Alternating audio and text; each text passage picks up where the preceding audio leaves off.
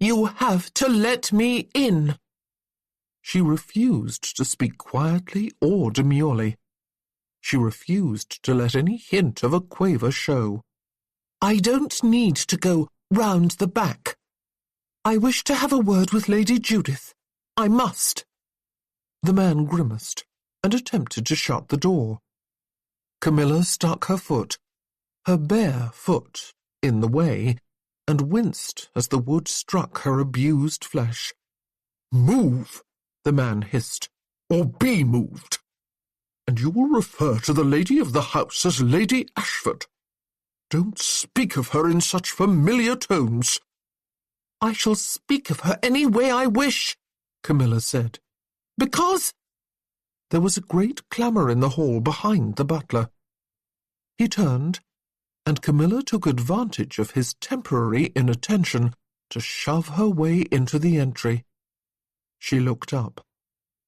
Judith stood at the end of the hall. Judith! God!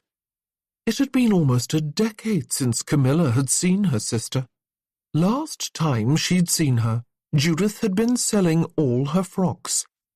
She'd been dressed in ugly wincey, and she'd looked pale and wan with grief. This was an older Judith. She was rosy-cheeked and plump once more, dressed in a fine blue day gown and silk slippers. There were pearls at her ears. Camilla didn't look down at herself. She knew how dingy her gown was. She hadn't had a travelling cloak to keep dust off her, and her clothing was stained with soot and smoke from the journey. She was all too aware that she had no shoes, that her feet were black with dirt. And, well, she didn't really want to know what else. The butler turned back to her. She looked like a servant. Honestly, that was unfair to servants. At the moment, she looked far worse than one. Judith's hands went to her mouth. Her eyes shone. "Camilla?" Her voice was low. A man came to stand behind her sister. Camilla knew him, too. He'd visited their family often as a child. Christian.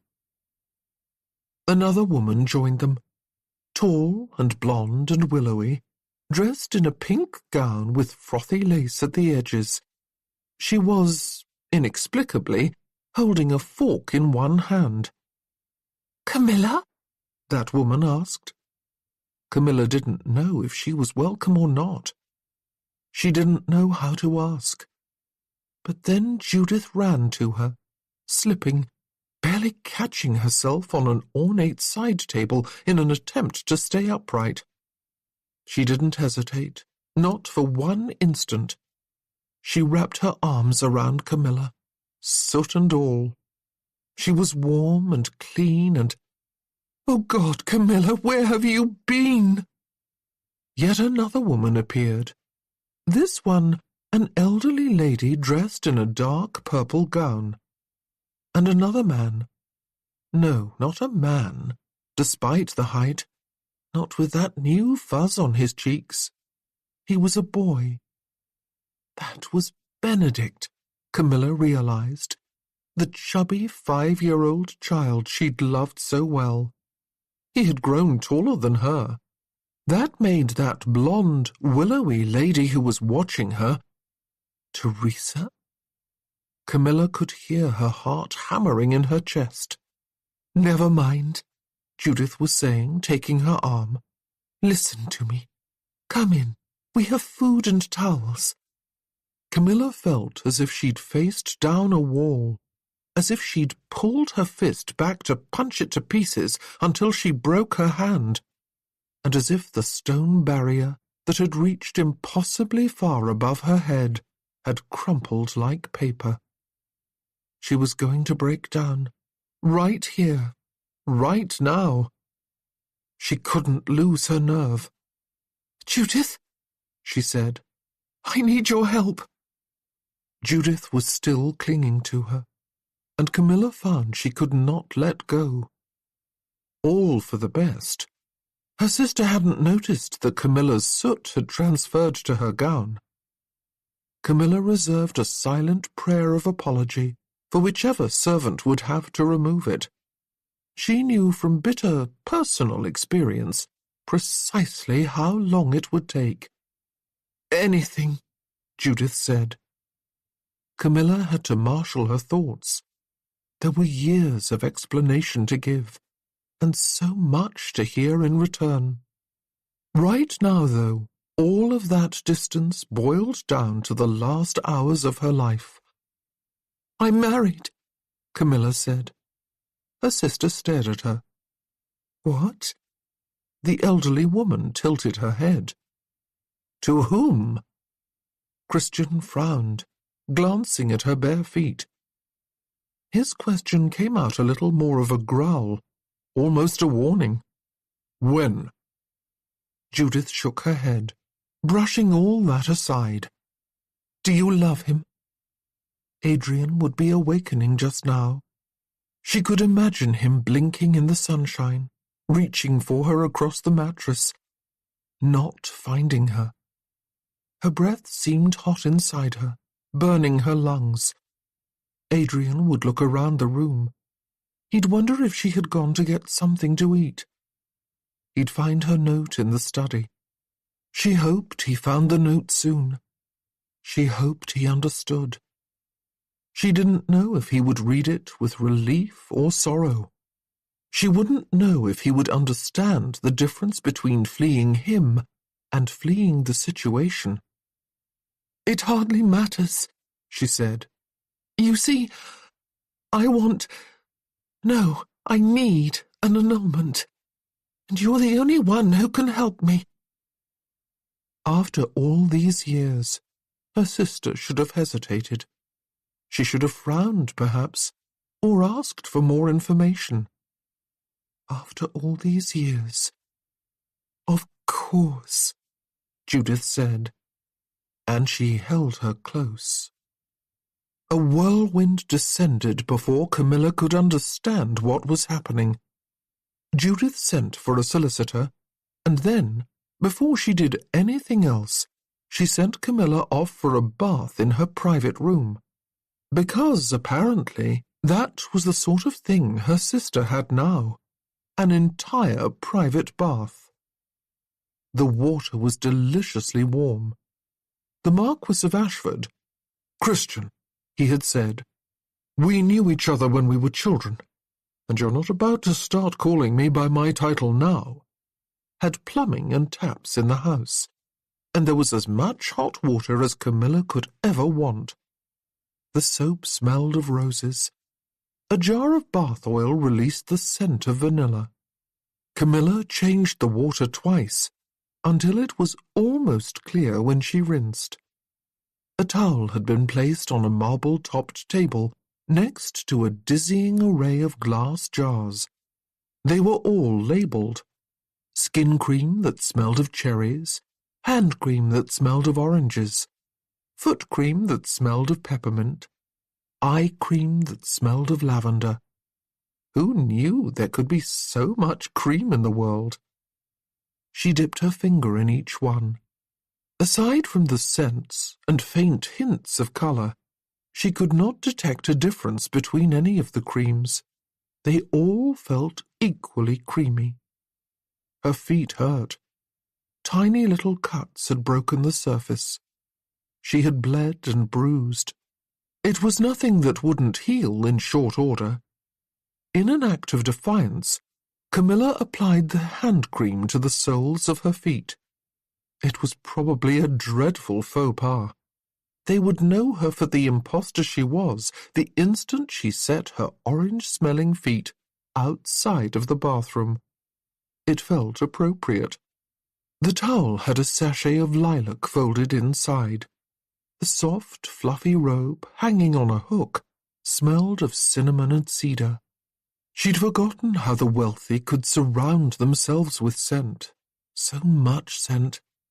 They hardly had to smell the real world at all. When Camilla finally opened the door to her sister's dressing room, she found Judith and Teresa awaiting her with 2 maids, Beth and Jenny, she was told upon inquiry. Camilla had more in common with Beth and Jenny than Judith. If they'd worked in the same house, they would have thought themselves above her. Camilla tried to protest that she didn't need help dressing, but Beth looked hurt, and Jenny looked worried. She gave in. One of the maids combed her hair, then vanished to obtain hairpins. The other brought in gowns that were too long. "You're so short," Judith said. "When did that happen? Goodness." But between the 2 maids, they pinned the hem in mere minutes. A 3rd maid arrived with a tray. She deposited a teapot, then a plate of sandwiches, and finally biscuits. "The biscuits are currant," Judith said. "The sandwiches are beef, pickled onion, Wensleydale, and a bit of horseradish. One of my creations." Camilla stared at them for a moment. "I had forgotten about you and sandwiches." "Yes, well, if one is going to grow plump, it had best be on sandwiches." Judith offered her the plate. Camilla picked one up and took a bite. Her stomach growled as she did. And, oh God, how had she not known how hungry she was? She hadn't eaten since the night before. The sandwich was divine, the savoury flavour of the beef mingling with the sharpness of the pickled onion, finishing with that little kick of horseradish. "So," Judith said, as one of the maids came back into the room, armed with a curling iron and sparkling pins, "tell me about this marriage that must be annulled." She didn't know how she managed to get through the entire story without sobbing, but she did it without a tear. The last weeks sounded utterly unreal. Working for Rector Miles, the wedding at gunpoint, Adrian telling her they mustn't consummate their marriage, their friendship, then working together. Telegrams, Mrs. Martin, then Kitty, and, finally, Adrian's uncle. That last betrayal was where she ended her story. As Camilla spoke, she began to feel something besides heartbreak. Something she'd been feeling ever since she wrote her letter in the middle of the night. She was beginning to be angry. Actually angry. How dare Adrian's uncle treat his loyalty in so cavalier a fashion? And for Adrian himself. She loved him. But God, now that she'd had a moment to breathe, she wanted to scream at him. Obviously, he'd been upset when he had come to her last night. She could hardly blame him. But he'd made a decision that he'd suffer through marriage with her, and he hadn't consulted her about whether she wished to be suffered with. After everything they'd been through, after he'd promised that they were allies and friends. It was too much, far too much. She had deserved better than to discover that she was his second-place prize after she opened her body to his. She had deserved better than to kiss him with her entire heart, only to discover that she'd only had half of his. She had deserved better, damn it.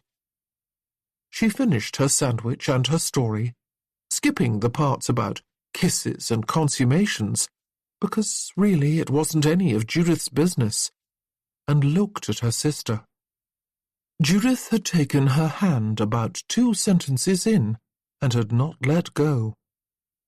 Judith didn't speak, not for a full minute. All those years. Her voice shuddered. All those years. Every time you moved. Why didn't you find me?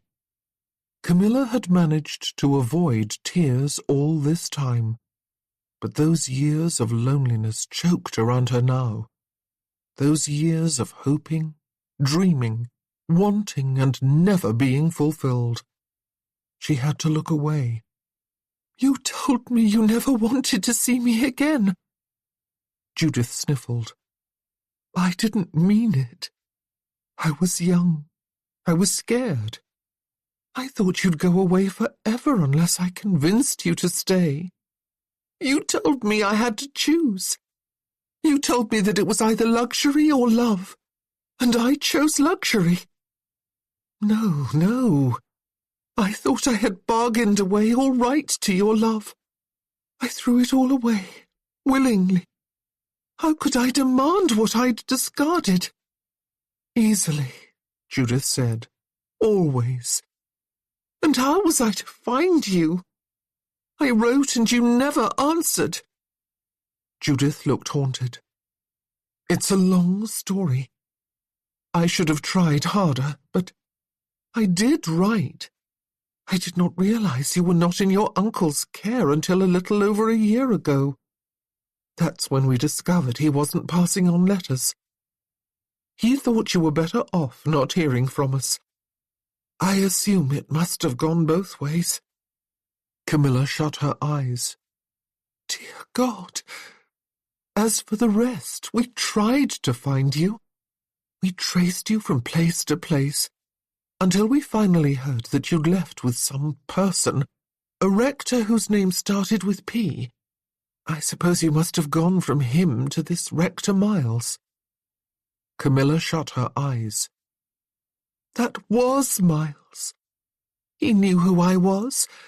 He knew that Benedict was going to Eton.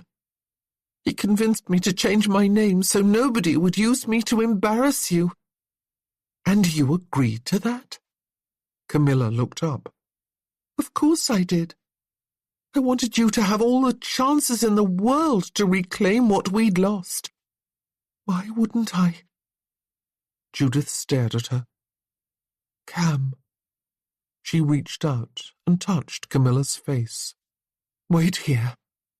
She stood. Camilla could hardly have moved. Beth was curling her hair, putting it up in little wisps.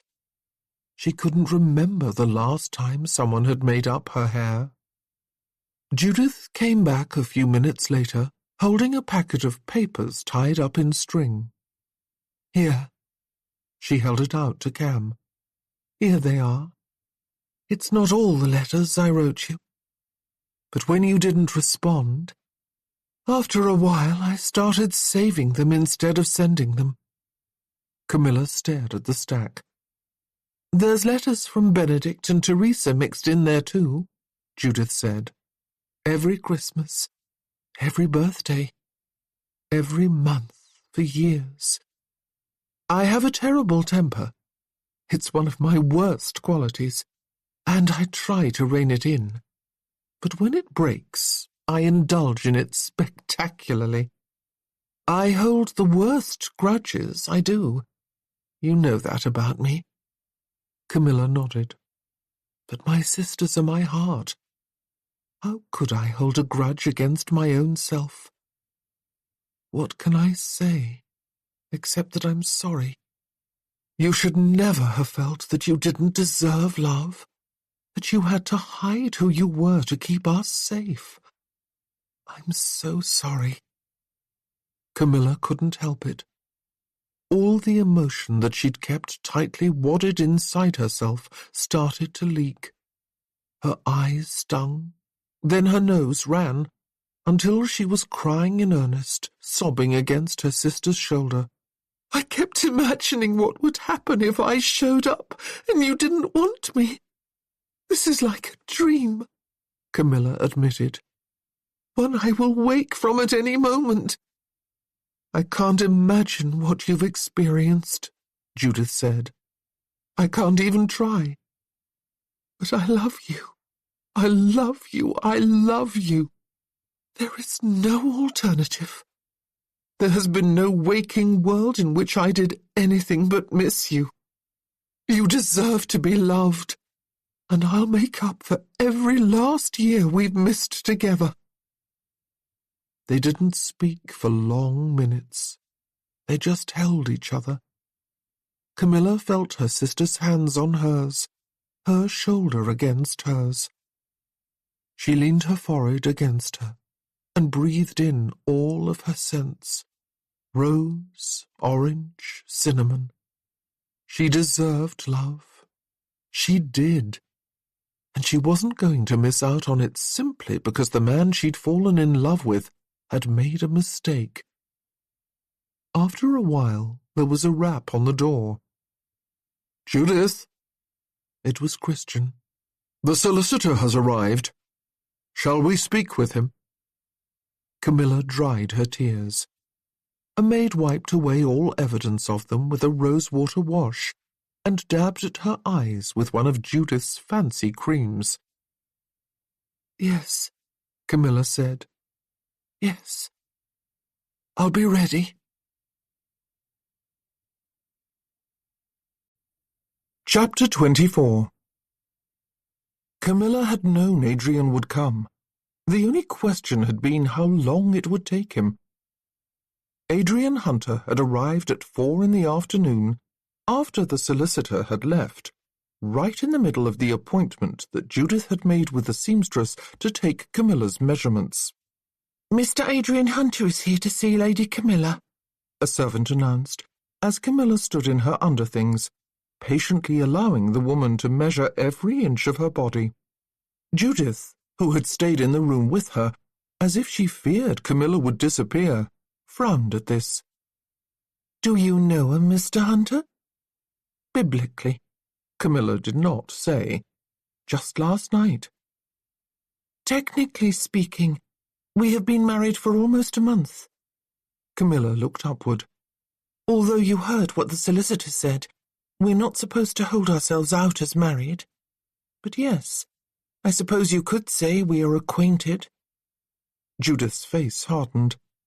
"Cam, you don't have to speak to him if you don't wish to. You heard the solicitor. It was one thing to stay with him when you had no choice, but your chances at an annulment will be best if you keep yourselves as separate as possible from this point onward." Eventually, she would have to tell her sister what Adrian meant to her, and what she truly wanted from him. For now, she settled for a shake of her head. "Don't talk of him that way. You cannot understand how vulnerable I was when we were wed. There is not a better man in the entirety of England." Judith just looked at her. "If you want to get an annulment, you shouldn't say things like that.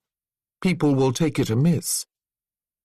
Now was not the point where she wanted to explain. "Just this once won't hurt. We've worked together this long. He deserves to have me personally explain what is happening. Please convey to him that I'll be there as soon as I'm able." It was torture to finish the fitting. She was scolded 3 times for not being able to stand still. She could hardly help it. Her heart was beating so. She could scarcely control the hopeful, involuntary clench of her hand.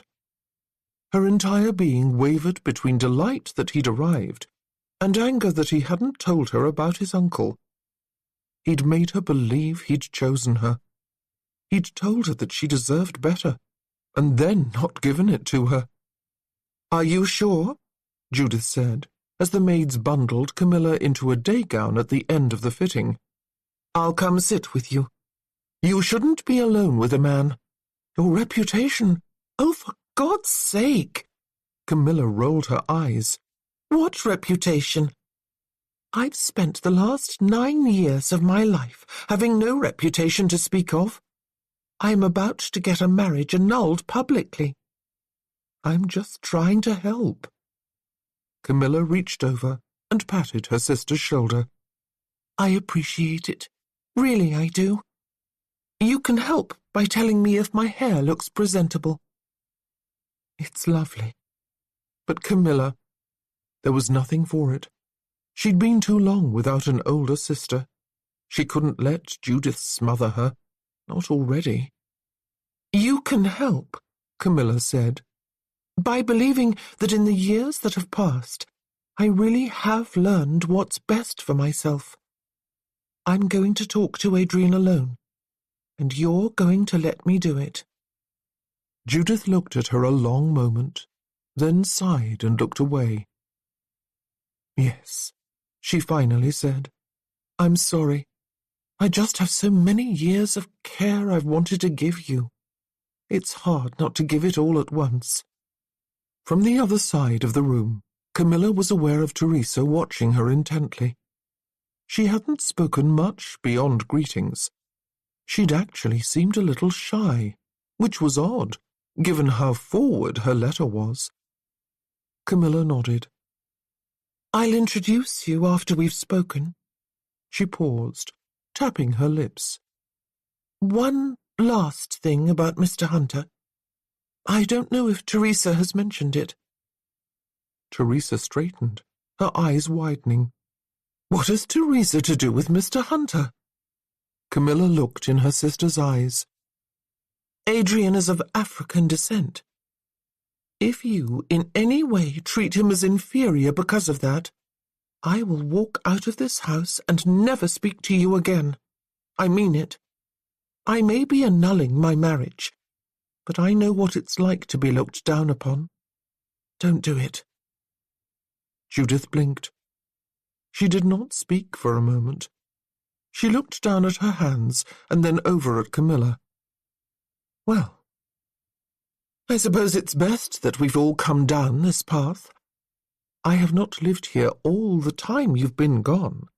We used to live near the docks. I knew a great many people then that I'd never have been introduced to otherwise." She shrugged. "I'll still fight him if he hurts you." Camilla exhaled. "I'm going to see him." "This isn't what I assumed, is it?" Camilla didn't answer. Instead, she let the maid guide her to the parlour where her quasi-husband waited. She found him pacing in front of the mantel, hands on his hips. He turned to her. The last time they'd spoken, they'd been in the same bed. They hadn't so much as a sheet between them. They'd been bare and naked and, oh God, how had she forgotten? He'd healed her and hurt her all in the same moment. She could feel that hurt inside her like bruises in her chest, aching every time she drew breath. Maybe he was remembering the same thing, because he didn't approach her. He just stopped next to the mantel, watching her with an unreadable expression on his face. "Hello, Cam," he finally said. "How are you?" "Is that a polite 'how are you', or a legitimate inquiry into my feelings?" She felt as if she were made of ice. "It's lovely that you have remembered that I have them. A bit tardy, but lovely." "Ah," he said, in an annoyingly steady tone of voice. "You're a little angry. It's simply smashing that you can express your feelings aloud, clearly in words face to face. I find that communication works best when we use words to say precisely what we mean, instead of leaving in the middle of the night with nothing to say where you'd gone, except a note that might not be found for hours." "I also believe in communication." She took a step toward him. "For instance, here are some words you might have said yesterday. My uncle won't grant us an annulment, so let's have sexual intercourse out of desperation." "It wasn't like that. You know it wasn't like that." "You're right." Her hands went to her hips. "I'm sure you could have chosen other words in the moment. I would have accepted any words from you, in fact, except using no words at all." "This is not all my fault. You didn't seem to be in a terrible hurry to stop and talk in the moment." "No," Camilla said. "I admit as much. I was stupid with hope. I thought you had actually chosen to love me of your own free will. Don't worry. I blame myself for not asking as much as I blame you for not telling." She could see the moment he understood how she must have felt. His mouth slowly opened. The annoyance dropped from his stance. He took a step toward her. "Oh, Cam." She hated that they were friends. She hated that she loved him. She hated that he could say those two words, just like that. and all she wanted was to sit next to him and weep on his shoulder. He reached a hand out tentatively in her direction, but when she didn't lean toward him in response, he let it drop. "I'm so sorry. At the time, I was thinking that if I didn't tell you, it wouldn't hurt you. You've been through so much. It was just one more thing for me to bear." She shook her head. "I never want to be that one more thing for you to endure. Do you understand me?" Yes. She hated most of all that the feelings she had been trying to ignore, the anger, the hope, the heartbreak, the joy turned to ash, bubbled over in that moment, stinging her eyes. She'd been holding the pieces of herself together through the night, through her journey, through a bath and her sister and a solicitor. Her life had changed irrevocably, and there wasn't a person in it who she knew well enough to share her vulnerability. No one but Adrian. She hated that she cried so easily. She hated that her eyes stung now. "I'm sorry I left the way I did, with only a note. I just thought that if I waited for you to wake up, I would never be able to leave you." He took another step toward her, then another, and then she was in his arms, her head pressed against his chest, his arms around her. His hand stroked her hair. He leaned down and whispered in her ear, "Cam, I'm sorry." She hated that he absorbed her tears, that he was the wall she could lean against, that he didn't think her weak or stupid. She hated that he understood every bitter tear that she shed. "What were you thinking?" she sobbed. "Not very much," he admitted. "I was hurt. I felt betrayed by my uncle. His voice trailed off. "You know I've wanted you for a while now. I wasn't thinking of you as one more burden. After the conversation with my uncle, I thought of you as something close to salvation, and I didn't want to delay any longer." She couldn't keep the affection out of her voice. "We are rather lucky that out of all the millions of people in England, chance forced the two of us together." He continued to pet her hair. "You're the best wife I've ever married at gunpoint." "Shut up," Camilla said through her tears. "We cannot hold ourselves out as married. You know that." "So, your sister thinks she can still do something about that annulment? After last night?" Camilla nodded. "I haven't told her about last night. And you did say that the doctors can't really tell if I'm a virgin." He just pulled her closer. "Do you want this? Do you really want this?" He should have asked her that last night. Camilla wrinkled her nose. "You have undoubtedly put my hair in disarray. It was curled before." "It looks pretty to me." "I need to blow my nose." He handed her a handkerchief. "Still pretty," he told her, after she'd made an embarrassing noise. "So, I assume that if your sister is willing to help you, that she cares about you then?" Camilla nodded again. "Good," he said. "You deserve it." Another breath. His arms were still around her. Camilla smiled. "I do, don't I? I deserve this." She looked up at him. "I deserve this. I deserve to know that I was chosen, that the man who married me adored me above all others. I deserve a slow falling in love." He let out a little huff of laughter. "You know, the first time I told you that, I have to admit it may have been entirely self-serving on my part. I wanted you to believe it so that I wouldn't have to fight you about getting an annulment." He was still holding her, and she couldn't help but smile. "I know. I realized it at the time. I wish I had been a little less self-serving then, that I'd thought a little more about you. She shook her head. It took her a moment to collect her thoughts. I don't. It never mattered to me that you were being self-serving. Most other men in your position wouldn't have told me I deserved more than I had received. They would have told me I deserved less, that I was unmarriageable, unwantable even. She inhaled and pulled away far enough to look him in the eye.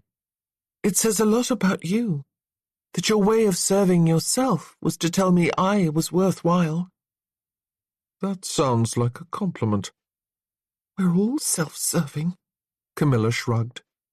It's just a matter of what we do to others in service of ourselves. So, Adrian's hand stroked her hair. You want an annulment? I want a choice, she clarified. I want to choose and be chosen. They'll interview us, Adrian said. They'll ask if we've ever had intercourse, and if either of us say that we did, that will most likely be the end of it. No annulment. You understand that? I do. He tipped her chin up. Are you asking me to lie under oath? Her heart was breaking. Her voice quivered. She looked up at him and told him the truth.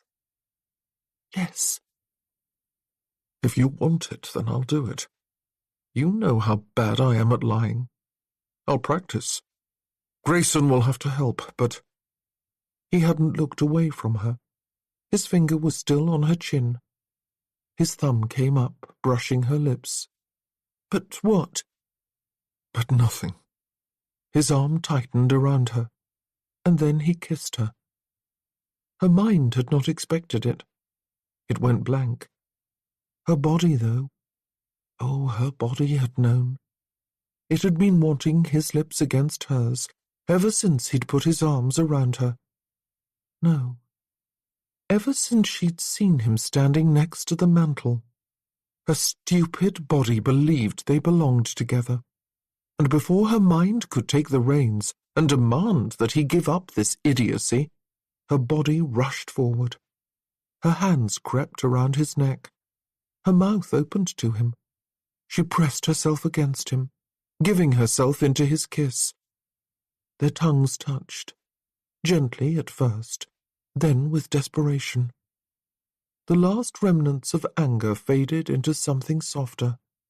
She was still stupid with hope. This might be the last time they would kiss. But he pulled away first, and when she brushed up on tiptoe to continue, he set his finger against her nose, stopping her. That was also self-serving. She found herself blushing. Your self-serving nature suits me. They stared at each other. His finger was still on her nose. He looked down at her, his eyes sparkling, and then he smiled. Lie about that, Cam, he said. Lie about the times I touched you. Lie about the night we shared together. His finger dragged down her nose and tapped her lips. He leaned down an inch until his nose brushed hers. She could feel the heat of him. Her heart beat heavily. Lie to whomever you want, he said quietly. Just don't forget that it happened. No. His skin was imprinted on hers. She'd never be able to step into the morning sunlight without thinking of his smile. She let out a shaky breath and found herself grinning. I can see how it is now. I'm so sorry Cam didn't last very long, did it? His mouth tilted into a smile. Well, he sounded just a little too self-satisfied. I am incredibly sorry about hurting you. I'm not in the least bit sorry about the rest of it. I would do all of the rest of that again as often as you wanted it. I'll keep that in mind.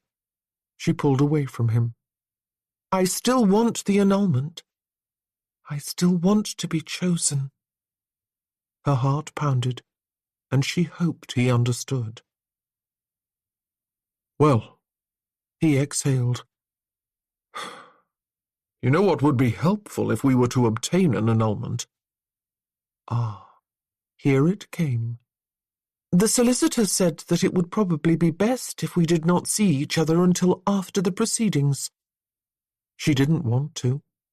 She had grown so used to seeing him every day. He told me to tell you that if you had something to tell me, you should send it to him. We don't want to make it look like... Like we're friends? He asked. They'll call it collusion. That's what the solicitor said. I hate it. I hate it. I know your uncle wouldn't acknowledge you, and if it will bother you too much, I'll tell them not... Hush. He set a finger on her lips. I asked you to do far more distasteful things for this damned annulment. I can manage silence, and that wasn't what I was going to say. I was going to say that it would be very useful for us to have all that paperwork we obtained. The affidavits, the accounts, everything that sets forth the motive in question. Adrian gave her an easy smile. But you gave it all to your uncle, didn't you? Well, he shrugged. The affidavits will be easy enough to have redone, but it wouldn't be hard for me to get the rest. I could walk into his office and take it. She stared at him. Your uncle? You'd just walk into his office and steal the materials? I can't ask you to do that for me. He smiled. You don't have to ask. He reached out and took hold of her hand. You want us to have a choice, don't you? Let me go get us one. Teresa was seated on her divan when Judith walked in. There had been no time to explain what had happened since Camilla's arrival. Judith had sent for solicitors and seamstresses. It wasn't until now, with supper almost upon them, that she'd had a spare moment. Teresa managed a little smile. Happy birthday, Judith. Judith sat next to her. Her expression was very hard to read. Her eyes were narrowed. Her eyebrows made angry, dark lines. Camilla mentioned that you knew about Mr. Hunter just now. She seemed to think that we had been expecting her. Teresa, what is going on? How did you get her direction? Why didn't you tell me you were in contact with her? Oh. Teresa's heart hurt just a little bit. She hadn't managed to do it right after all. She was going to get scolded again. Everyone was always telling her to think before she did something rash, and she had thought this time. She had thought a great deal. If by think before you act, people meant think what we want you to think, Teresa wished they would just say so. It would make everything so much easier. Only now that she knew Judith was going to be angry, could she see how she'd misunderstood. It was entirely one thing to obtain a present like gloves in secret. It was another to hunt down a missing sister, to withhold what she had learned when she knew Judith was so desperate for information. Sisters were not gloves. She ought to have known. In her defense, at the time it had all made complete sense to her. I didn't have her direction, Teresa said. I wasn't in contact with her. It was Mr. Hunter's brother who delivered the letter. Judith just frowned at this. But how did you know of Mr. Hunter? Teresa looked away. It hurt too much to try and look in Judith's eyes, and never mind that it made her look guilty not to meet her eyes. She felt guilty. 'Cause we found her wedding in the marriage registry. The "we" slipped out before she had a chance to think it through. And then she really was in a tearing panic. She really hadn't meant to get Benedict in trouble too. The marriage registry? The one at the General Register Office, Teresa admitted. I may have lied to you about the whereabouts of Benedict and myself the last handful of weeks. She scrunched in on herself, feeling like one of her cats. She'd dragged in a mouse and had expected praise for her prowess as a hunter. And so you found Mr. Hunter at the General Register Office? Judith's voice was shaking. I don't understand. It was like they spoke two separate languages. No matter how hard Teresa tried to make herself understood, she always failed. She glanced up. Judith was still staring at her. Teresa looked away. Teresa? How? Judith did not seem to know how to complete her sentence. When? Another shake of her head. What? It was an accident, Teresa said, on the verge of panic. Pure accident. Benedict and I happened to be looking at the folio of marriage registries at the exact right time. Had we tried a week before, we'd never have seen the entry. It was that new. I don't understand why you were looking at marriage registries in the first place. Well, it's because of the Births and Deaths Registration Act of 1836. Judith looked even more baffled at that. Teresa would never know why people asked questions when they really didn't want to know the answer.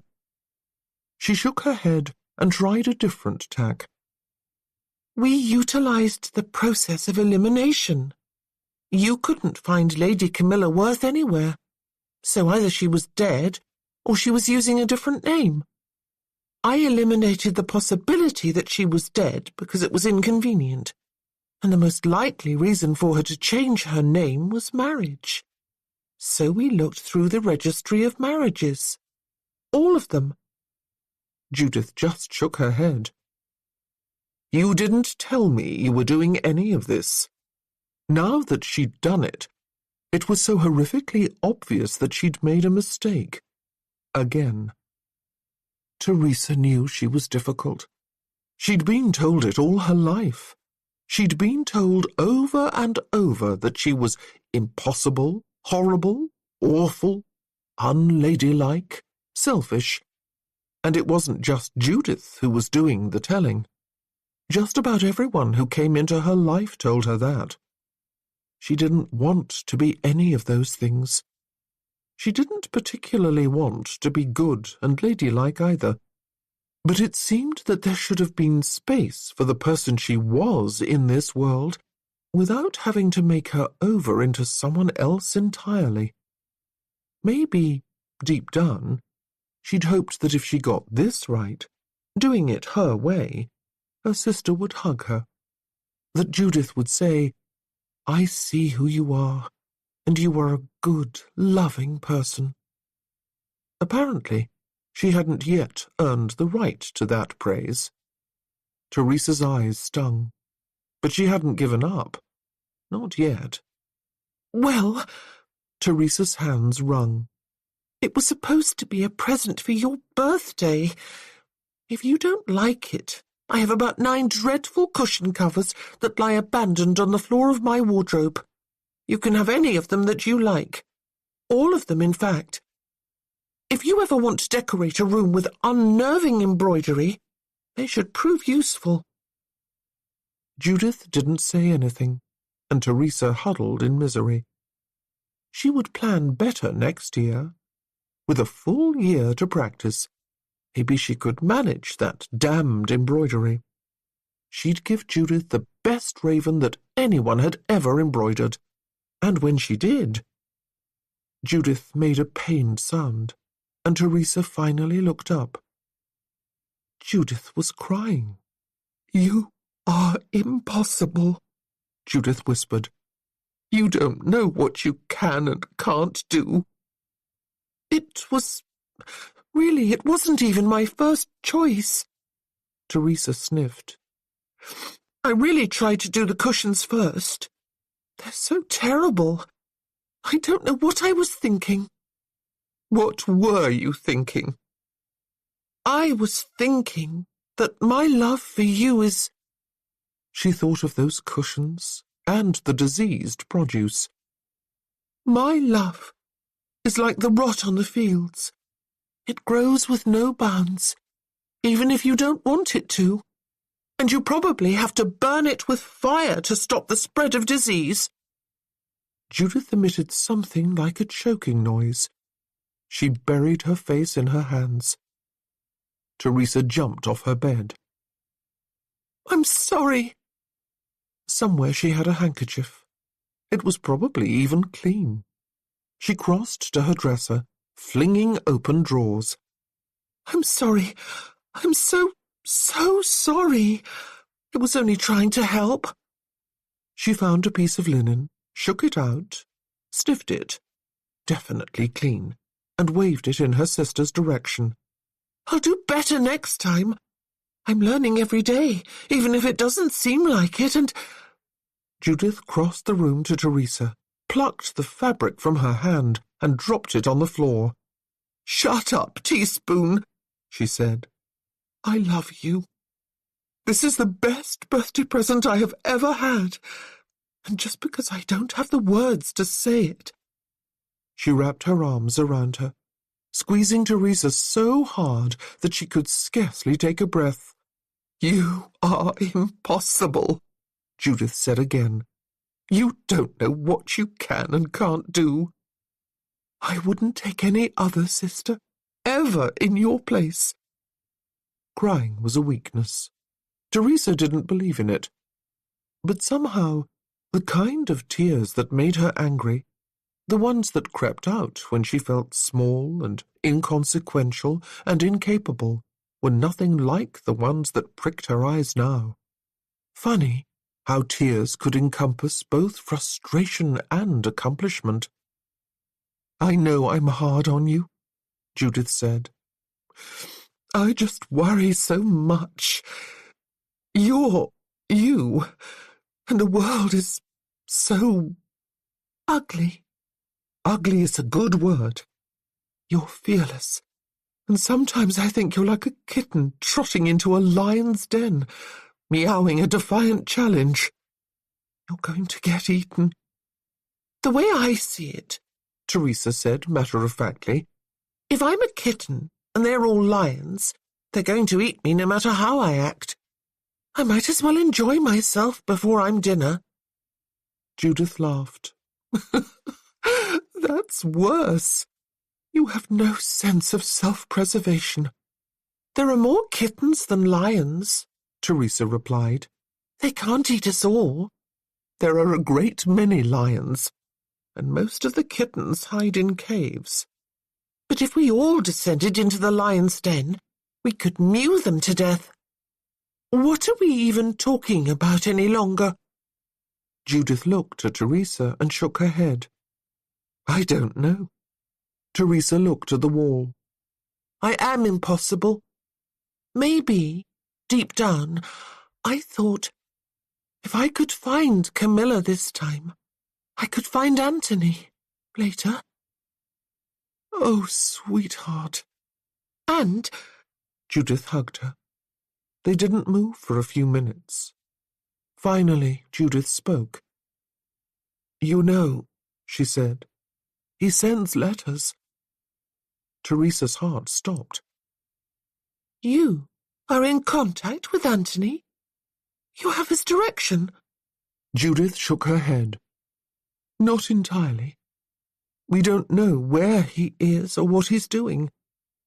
We can put coded messages in the advertisement section, and sometimes, 14 months later, he'll provide an answer. He doesn't really tell me anything, and I need to warn you. He says things that are of the sort that used to tend to set you off when you were younger, you know? I didn't want to tell you. Teresa sat up straight. You were telling me that I can send my older brother a message. She felt her fingers curl. That he is aware of my continued existence and has not come for me. Honestly, Judith shut her eyes. I think it would be easier for all of us, except Anthony, if he were dead. It makes a mess of everything. It sounds fine to me, Teresa said.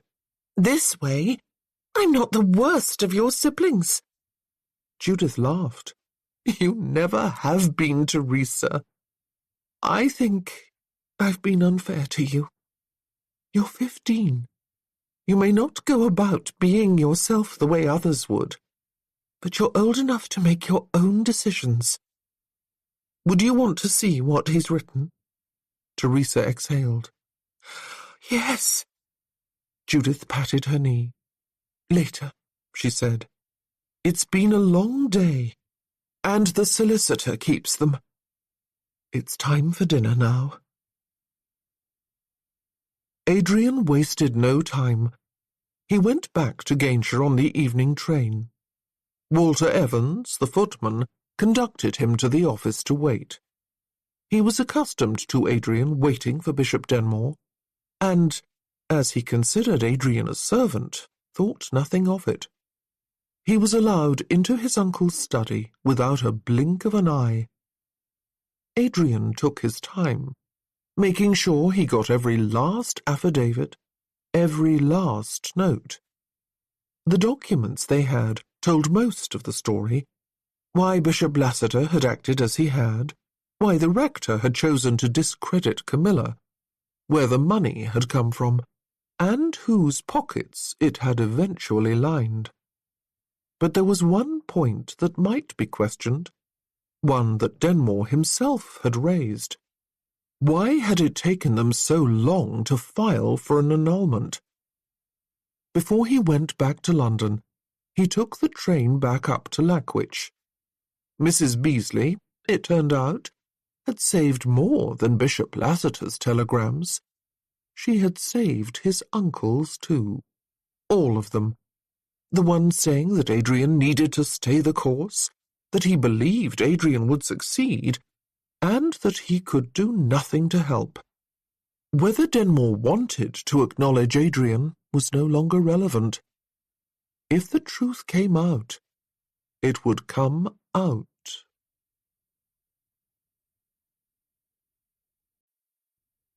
Chapter 25. Adrian had left a note informing his uncle that he was taking possession of his own papers in preparation for the annulment proceedings. That note must have been magic. Up until that moment, his uncle had always been too busy to visit Adrian. Now he suddenly found the time to come to London. Adrian received him in the home he shared with his brother. He let Denmore slog through the hell of polite conversation as the tea things were brought out, let him look away and sigh uncomfortably and rub his hands together. Adrian told him about the china that was in production. His uncle nodded and bit his lip, until finally he could keep silent no longer. "Adrian," Denmore finally said, "what are you doing?" Adrian could have been obnoxious. He could have answered with a false innocence that he was drinking tea. Instead, he answered as simply as possible, "I'm having my marriage annulled. This cannot be a surprise to you. It has been my stated goal from the moment I was trapped into it at gunpoint." The fact that his goals and desires had shifted. Not relevant any longer. Camilla wanted a choice. He'd give her one. His uncle shut his eyes. "You must understand, Adrian. Those papers you acquired, they are not entirely convenient for me. Not if they are made public. Are they as inconvenient as being married at pistol point? Dash it." His uncle set his teacup down firmly. "I don't see the point in comparing such things. I ask you to reconsider. You owe me that much." Adrian could have quibbled about who owed whom, but when all was said and done, it didn't hurt to try. Instead, he just nodded. Very well. His uncle looked almost startled. Oh, really? You'll give it up? I didn't say that. I'll reconsider. Give me a moment. And he did. Adrian reconsidered. On the one hand, he was fairly certain that what he felt for Camilla was more than passing fancy. They got along well together. When she smiled, something in his chest lifted. She had asked him to have a choice, and he had promised her she could have it, because he knew it would make her happy, and he loved the idea of making her happy. On the other hand, if he granted his uncle's wish, his uncle's promise of reconciliation someday might still be a possibility. There was something to be said for family harmony. Adrian had been taking on one more burden for so long that maybe... He realized the real reason he was giving the notion such consideration the moment the thought popped into his head unbidden. You could stay married, his mind whispered. You could keep her and allay your uncle's worries all at once. You could have everything you want. And you want it, don't you? He did. He wasn't sure when he had started wanting it, wanting her, but she had asked for a choice, and he wanted her to have it. And, most importantly, for coming up on 4 decades, Denmore had chosen to pretend that his family didn't exist. That was his choice. He'd had all these years to choose otherwise, and he never had. Adrian wanted to be chosen. Even if he had been selfish enough to defy all Camilla's wishes in the matter, he was too selfish to give up that chance for himself. There we are, Adrian said. I've considered once more. The answer is that I will still be seeking an annulment. His uncle let out a long sigh. How disappointing. A bare moment's thought is all I get, after all that I've done for you. Adrian still felt raw from their last conversation. More, he had looked over the telegrams he'd exchanged with Denmore the day after the wedding. They'd firmed his resolve. He'd given his uncle the benefit of too many doubts. The hell of it was that Adrian suspected that his uncle was being honest. He sincerely believed he had done everything for Adrian, because in his mind, Adrian deserved nothing, and anything more than that exceeded his allotment. Likewise, he didn't notice anything Adrian had done for him. He expected everything, and anything less than that was too little. All Adrian's risk, all his worries, they didn't count one whit, not in Denmore's estimation. His uncle had taught Adrian to rely on argument, not emotion. It was a shame he had never been able to take his own advice. You know, Adrian said slowly, I think you really believe that. You really believe that you care about me. Of course I do. His uncle pulled back. You're my own flesh and blood. How could I not care? There are a number of ways that one shows what caring looks like. Adrian closed his eyes. For some people, caring takes the form of little gifts, of looking out for your future. Or perhaps it's saying the right words when it's necessary, or maybe even being present when times are difficult. Caring is a mutual exchange of support in 1,000 different ways. He thought of Camilla telling him to stop shouldering all her burdens. Yes, of course. When I think of the way you care for me, Adrian said, it looks like this.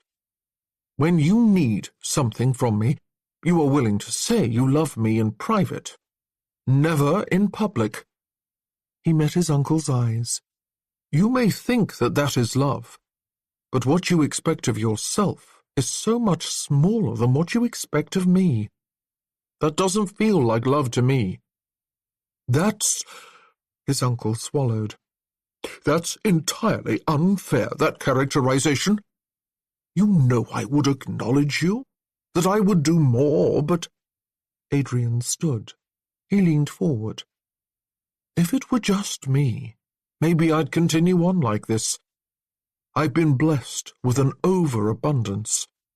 I try to take my share of burdens, but one day I will have children. I have a brother. I have parents. A woman was married to me by force. They all deserve better. I cannot ask everyone else to shoulder your burdens too. Is that how you see this all?" His uncle stood. "I took you in when you were a boy. I already had a place to stay. I visited you, and you made me your page," Adrian corrected, "and then your secretary. You asked me to pose as a valet, but did nothing to help with the problems that resulted." There was a longer pause. He could see his uncle's knuckles tremble.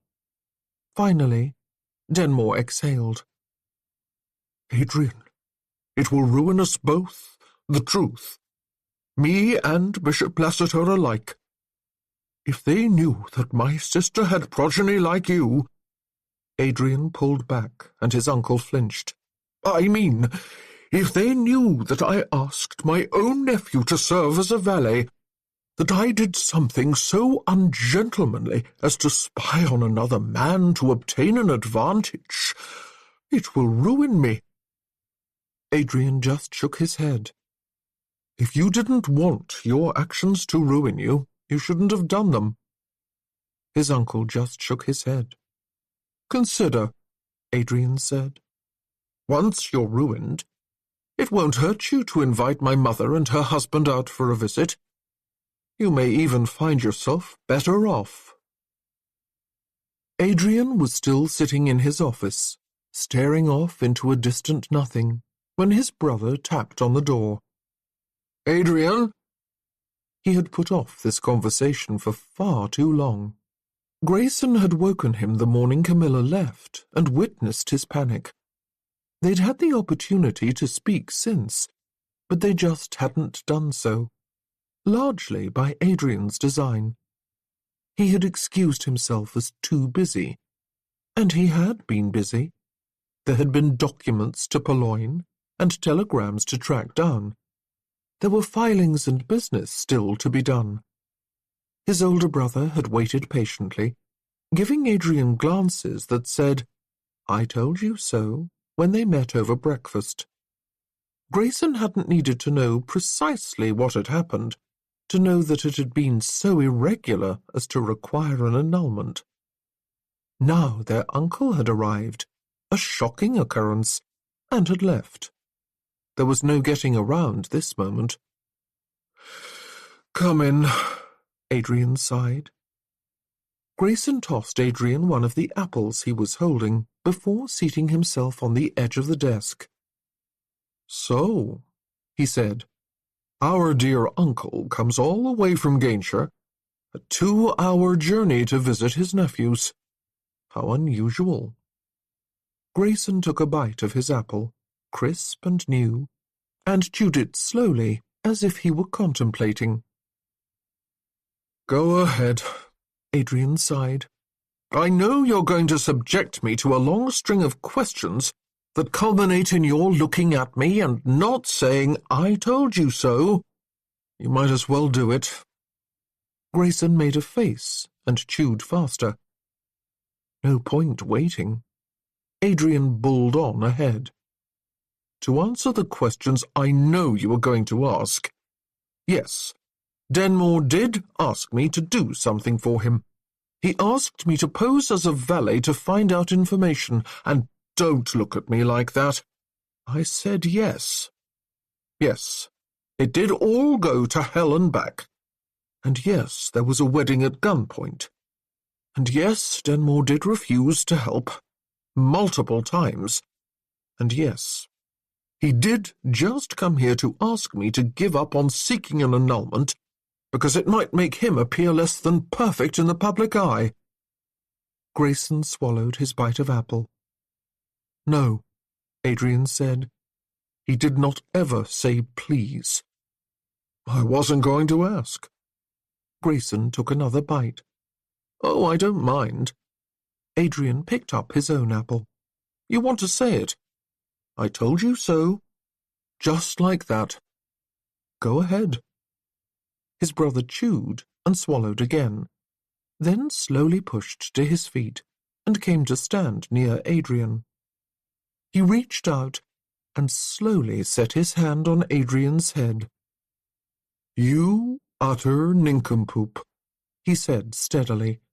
I have never wanted to say, I told you so to you. All I ever wanted was to know that you were safe and secure and happy. How hard is it to understand that I don't want you hurt? Adrian stared up at him. Grayson gave Adrian's forehead an affectionate rub. Stop that. Adrian batted his hand away. I wanted to see if you were doing well, Grayson said, because I care about your well-being. And it is obvious you've had a difficult time of it. Not because I wanted to tell you so. Well. Adrian blew out a breath and took a bite of his own apple. It was sweet and just a little tart, and the juice running down his chin gave him an opportunity to think. This is awkward, he said finally. I've spent days avoiding you because I was trying to figure out what to say when you so prominently did not tell me I told you so, and now you've gone and said something kind and gracious instead. It's maddening. Grayson just shrugged. How dreadful of me. Would it make you feel better if I said, I told you so now, just so you could feel vindicated? You're the one who's had the month of gunpoint weddings and such like. I'll defer to your wishes. It feels petty to ask for it. You should be more petty, not less so. Let me go ahead. Adrian, I told you so. Grayson even managed to get the tone right. Oh, it doesn't work like that. You can't just throw it out with no context. It is supposed to come after we've had an entire argument about how I'm too trusting. That sounds reasonable. You are too trusting. You were supposed to tell me that you used to be more like me, that you didn't want me hurt the way you were, that you were only trying to protect me. All of that sounds like something I would say, Grayson agreed. Consider it said. Then you'd say, I told you so. Right. Now we're getting to the good part. Grayson gestured expansively. Please, go on. Adrian looked down, examining his hands, and then looked up. And I would say that nothing has changed. Maybe I should learn to be less trusting. But I knew when this whole thing started that it might not turn out well. Really? Grayson raised a single eyebrow. I didn't tell you I knew it. Just because I didn't want to admit that you were probably right doesn't mean I didn't know it. His brother smiled. I'll keep that in mind for every future argument we have. Please finish. Where had he been? Right. I care about you, too, Adrian said. I just wanted... He looked up into his brother's eyes and felt all the helpless impotence of the last few weeks. You'll be gone on your telegraph cable-laying trip soon. I have so much, so many advantages. I didn't go to war. I've never gone hungry, not really. I have so much, and I don't know why it's come to me. I'm alive, and I shouldn't be. And I thought if... Adrian trailed off. If what? If I could get Denmore to keep his promises, I could make it up to you. Grayson just frowned. Make what up to me? I could make up for the fact that I stayed here in comfort and our brothers died. Now that it was said aloud, it sounded silly. It was impossible to ever make that up. Nothing Adrian did could ever change that. He shut his eyes. You're right. It's stupid. Grayson reached over and set a hand on Adrian's shoulder. So, in your imagination, you thought I was going to be petty enough to say, I told you so, but not petty enough to interrupt you 3 sentences into your monologue. Idiot. My apologies. I'm not good at moments like this. I don't know what to say except... Grayson's hand tightened on Adrian's shoulder. Adrian, they were your brothers too, not just mine. Adrian felt a hard core of emotion in his chest. He squared his jaw, resisting it. You cannot make up for their deaths, because they were not your fault. The only thing that brought me through the war was knowing that at least you were here, that you were safe. But I have so much. Adrian looked at Grayson. I want... He couldn't finish his sentence. For a long moment he struggled. You're my brother, Adrian finally managed. I want you to have the world. I know. Grayson put an arm around Adrian. But I have you. If you take the world for yourself, it will be enough for me. I promise. In the end, there was nothing left for Adrian to do but to tell 50 truths and 1 half-lie. The truths were easy. Adrian swore during the hearing that was held that he was, in fact, the grandson of the Duke of Castleford and the nephew of the Bishop of Gainshire. Why, yes, he had proof. Here were his parents' marriage records. The gossip would go around. The truth would come out. Acknowledgement or no, his uncle wouldn't be able to hide the connection. The questioning went on for hours. Yes, Adrian said, his uncle had requested that he look into the matter of Bishop Lassiter. Why, yes, he had proof as to that, too. Here was the telegram requesting his presence at Denmore's house. Here were the telegrams they exchanged, where his uncle insisted that he complete his investigation. The lie was harder. Adrian had never been good at lying. Did you consummate the marriage? Adrian thought of Camilla, of the way she smiled at him, of the way he had asked her to be his when he had returned from his uncle, of the brilliant wave of delight that had lit her features. He'd taken that from her, the joy she had in believing that she had been chosen, and he could give it back. Adrian was a terrible liar. He did his best. I am the nephew of Bishop Denmore. We have discussed church matters before. I knew that if the marriage was consummated, the marriage could not be annulled. We both deserved better.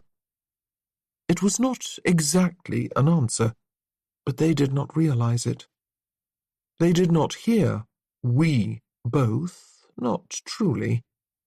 They heard that Lady Camilla, that was how they referred to her throughout the proceeding, deserved better. They were not wrong. They were just not right in the way they thought they were right. He did not speak to Camilla at the proceeding. They were interviewed separately, to see if there were discrepancies in their stories. He caught sight of her at the end of a long hallway once, though, her head tilted toward him, his whole body turned to hers. They didn't exchange a word. just that long glance shared from 100 yards away. But there was one person he did speak to. It was on the final day when Adrian was delivering testimony. He left the room for a brief respite and was trying to gather his scattering thoughts when a man came to stand in front of him. "You!" Bishop Lassiter glared at Adrian. "You! I've been called here to account for my doings, and it's all your fault." It really wasn't. Bishop Lassiter, Adrian suspected, bore the lion's share of the responsibility for his own undoing, with unnecessary added help from Rector Miles. Still, maybe his conversation with Grayson enabled Adrian to be just a little petty in the moment. "Why, thank you." Adrian smiled at him. "I'm delighted you noticed. I was hoping you would. You were the worst valet I have ever employed." "I know." Adrian tried to look sympathetic. "And that was true, even before I publicly exposed you as a criminal." Lassiter just looked more enraged. "You were supposed to be a nobody. That was the entire point of making her take your name."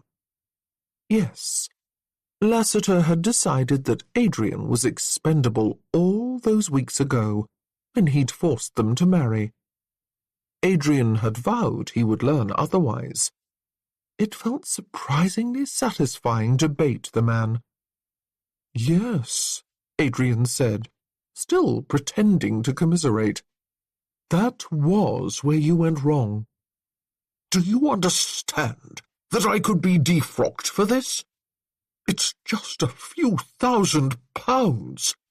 It's not even really stealing." "Embezzlement," Adrian said with a sunny smile. "Performing an irregular marriage. That all sounds terrible. I hope you are defrocked, you and Rector Miles both." For a second, he actually thought the man would hit him. Lassiter was certainly angry enough to do so. But a clerk came into the hall to call Adrian back. "Do have a nice day," Adrian said. The moment passed. Several days later, the news came that Bishop Lassiter had stepped down from his duties at the request of his peers. Rector Miles followed the next day. Adrian and his brother toasted the news with champagne. Adrian went up to Harville for a few days. The first plates were in production, and he needed to see the results. Besides, he had realized that he needed to ask his artists for a very personal favor. Shortly after he returned, the results of that favor in hand, a group in Surrey announced that they were breaking ground on a charitable institution, Martin's Home for Women, for those who had nowhere else to go. The money, apparently, had come from a sizable donation from a wealthy, elderly woman. Adrian kept copies of these news reports in a folder. One day soon, he hoped, he would be able to discuss them with Camilla. He felt more ambiguously the next week, when Bishop Denmore announced that he would also be resigning his position. Adrian sent his regrets. He received no response. 15 days after Adrian did his best to lie and claim that he'd never made love to Camilla, he received a notice, delivered in person by his solicitor. The petition to annul the marriage of Lady Camilla Worth and Mr. Adrian Hunter had been granted. The marriage was deemed void for lack of consent. "Congratulations," said his solicitor. "It's as if you have never been married." Adrian read those words as if from the end of a long tunnel. It was as if he had never been married. He thought for a long moment about everything that had transpired, from the moment he'd first seen Camilla in the rectory to now. Then he got out pencil and paper. "Cam," he wrote, I'm sure you've heard by now. We are no longer married in any sense. I am sure that you have 1,000 things you might like to do.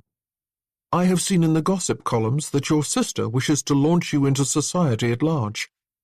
But if you could find the time, I should like to call on you." The response he received was swift. "I am not taking callers," Camilla said, "as I have some personal matters I wish to attend to, before I open myself up to social visits. That being said, pursuant to those personal matters, I should mention that I am travelling quite often by train these days. If you should have a day or so free, I would welcome your company on a journey." His reply came easily. "Tell me where to meet you," Adrian said, "and I'll be there, wherever it is." Chapter 26. When Adrian met Camilla at the train station early the next morning, she was wearing a dark purple travelling gown with even darker trim, and a hat with a dark veil. Adrian was not well versed in such things. He'd never had any desire to learn which gown was intended for what purpose. What could he say? This one fitted her perfectly. There was a lustre to the fabric. It must have been expensive, because crowded though the station was, people flowed around her, as if they recognized that she was a woman of quality and not to be trifled with. Funny that it had taken her wearing this gown for others to see that in her. The entire concept of women of quality seemed sorely lacking, especially if anyone imagined that it might ever have excluded Camilla. It felt like ages since they had seen each other. It had been far too long. He could only guess what she thought of him, and didn't know why she'd asked him to accompany her on a journey. He didn't know anything at all, except that he never wanted to go so long without seeing her smile ever again. Only her clothing had changed. She lit up in delight as he approached, her expression so reminiscent of their times together that his heart squeezed in his chest. "Camilla." He inclined his head in greeting, then remembered abruptly. "Oh, for God's sake! Should I be calling you Lady Camilla now?" She giggled, an actual giggle, as if he'd tickled her ribs. "Don't be ridiculous. We're friends, aren't we? Just Cam is fine, as always." "Where are we headed?" Her hand went to her hip. She frowned and opened up the large bag she carried at her side. "You need new clothing," she muttered, in tones that did not quite sound like herself. "Think nothing of the cost, I promise. We'll never notice. But you couldn't possibly continue on without at least 17,000 utterly useless gowns." She rolled her eyes as she spoke. "Your pardon. Is there a problem?" "Pockets," Camilla said grimly. "Pockets are the problem. That God's be damned seamstress that my sister insisted was the best in town made my dresses without pockets, and then explained that it would ruin the line of my silhouette to have them bulging out with who knows what. So now I have no place to put train tickets except in this stupid bag that I'm forced to carry everywhere." She shook a massive bag at him. "Here." She held out 2 tickets. "We're going to Somerset today. The journey isn't so terribly long. We'll arrive by mid-morning, as long as we don't miss the train." There was nothing for it. Adrian held out his arm. "If you don't mind." She took it. "I told Judith you were likely coming along," she said. "Judith doesn't like the idea of my little journeys. She's made Teresa accompany me thus far. But now that I am a lady whose marriage is safely annulled, I convinced her that no such company was necessary." He wanted to ask why they were going to Somerset. He wanted to ask if she remembered the last time they had been alone together, when they'd kissed, or the time before that, when she'd promised that she would be his and that she would make him very happy. They were in the midst of a crowd of hundreds. He set his gloved hand over hers. "How are you getting on with your family?" Her lips pursed, and she let out a sigh. I suppose it's good, really. I'm still adjusting to the idea of them. There are all these rules, and honestly, I have not had to be a lady in far too long. It's all very constricting. I'm destined to be an eccentric. I kept correcting our solicitor on questions of ecclesiastical law, you know. He hated me at the end. He told me if I thought I knew the law so well, I should consider taking articles. And so I said I would. She smiled sunnily. And then Benedict is apparently doing so at the moment. So he said I should come along and do it with him. He laughed. What did they think of that? Luckily for me, I appear to not be the only eccentric in the family. She gave him a bright smile. All these years, I had no idea what was happening with any of them, but it was touch and go from time to time. They had scarcely any money at all, not until recently, and the entire household is in a constant uproar. Judith was 17 when this mess with my father happened. She was raised in luxury, and for all that she struggled thereafter, she simply cannot see that she just assumes things must be a certain way because they were for her growing up. Teresa, on the other hand, was raised by the docks in near poverty. She learned that ladies are supposed to act a certain way, but she never believed she personally would be expected to do so until she was much, much older. So Judith and Teresa are constantly at odds. They love each other dearly, but there is no reconciliation. Judith wants Teresa to have the chance to become just like Judith, and it hurts her feelings that Teresa doesn't want it. They had reached their train. He found their car and then handed her up. The car was relatively empty. Adrian took off his hat and coat and sat on the other side of the seat from her. "I'm sorry to sound as if I'm complaining," Camilla said. "I really am delighted to get to know my family again, and they've been nothing but welcoming. I don't regret a minute. But it is bewildering to find yourself in the midst of 5-year-old arguments that you don't completely understand." "I can imagine." Camilla looked down at the floor.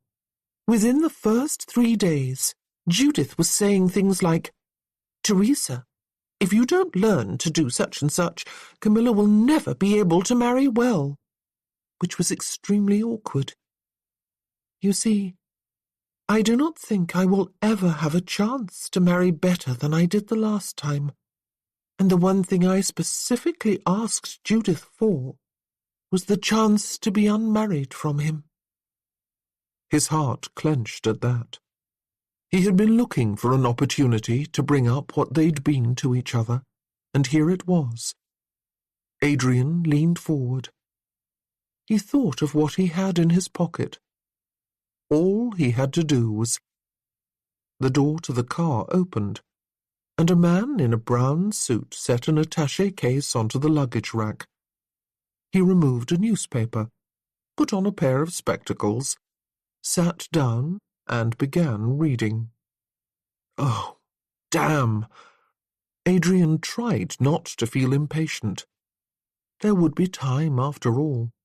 He pulled back, shifting subtly in place. "Go on, then. How did it all turn out?" "It took 3 days for Benedict and Teresa to pull me into their pact." "Your younger brother and sister, right? What pact?" "Oh, don't you know? Everyone tries to use us against each other. If you don't behave like a marionette with no free will, Your sister will lose her chance to also behave like a marionette with no free will. Do you want to be the one who does that to her?" Adrian laughed outright. The man with the newspaper looked up, sniffed, and pointedly went back to reading. "So the three of us are now all in agreement. None of us wish to behave like marionettes, and thus we cannot be used as weapons against each other." "That seems fair." "And that, in turn, hurts Judith's feelings again. She loves her husband, but—" Camilla swallowed. "Would you believe she set up a trust in my name? She owns a business making clockwork, and she tries not to be difficult. But I suspect that Judith just wants us all to have the chance to marry marquises the way she did. And I don't know how to tell her that she can keep her marquis. I don't want one." The train started moving, and with it, the hiss of the steam engines and the screech of the gears filled the car. It provided a little cover for their conversation. "No." He leaned forward an inch. "Who do you want?" Her cheeks pinked a little, but she looked out the window. "I have no intention of becoming an object of curiosity in polite society. They'd let me go to a few of their balls, and they would gawk at me and ask me if I had really been married and if the marriage had really been annulled and what I had been doing beforehand." Camilla shrugged. "They would want me to feel ashamed of where I have been, and I have had a lifetime's worth of shame. I don't want to marry a man who will forgive me for what I have done. I want someone who will treasure me for it. You know what I want." "You want to be chosen," he said in a low voice. "You want someone who thinks of all the women in the world and decides that he wants you above any other. You want a long, slow falling in love." Her eyes fluttered up to his. Her cheeks were rosy, and the way she looked at him made him want to take her in his arms and damn the other passenger. "A point of clarification," Adrian asked. "Precisely how long a falling in love were you hoping for? My parents took 3 years. As for me, that sounds rather excessive." She coloured further. "I should like to reach our destination at a minimum. Any time before then would be too fast." "I see." "Longer than that, I suppose, is up for debate." She grinned at him. "But I've spent this entire time talking of myself. Tell me about you. What did your brother think? Have you started producing the plates for the exhibition? When is the exhibition? And would you mind horribly if I came?" God, he had missed talking to her. He had missed hearing her voice. He had missed seeing the glow in her eyes as she drank in his every word.